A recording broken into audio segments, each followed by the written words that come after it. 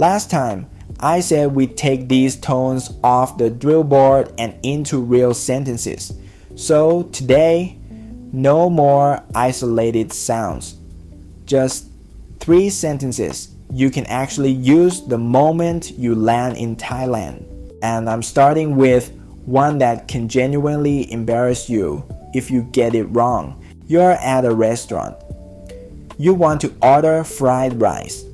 Watch what happens to one word.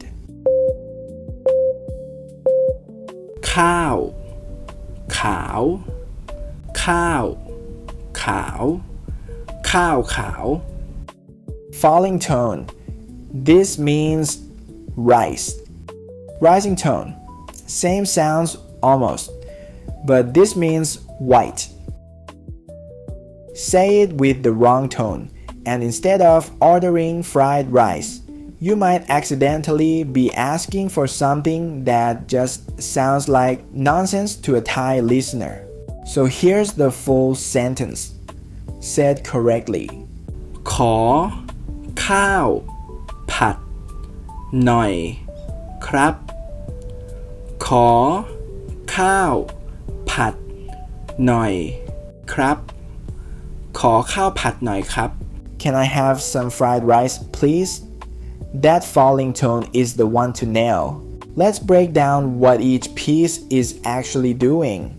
ขอ May I have a polite request word? ข้าว Rice, our falling tone from before.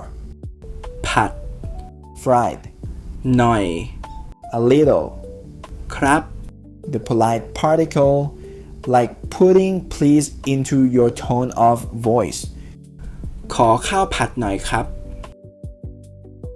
Next one, you're shopping or grabbing a taxi. This phrase alone can get you through most of Thailand. เท่าไหร่ครับเท่าไหร่ครับเท่าไหร่ครับ How much? Simple, short, and you use it constantly.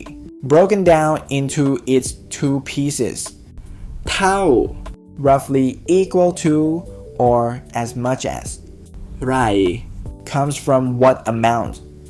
Put the 2 together and you get how much.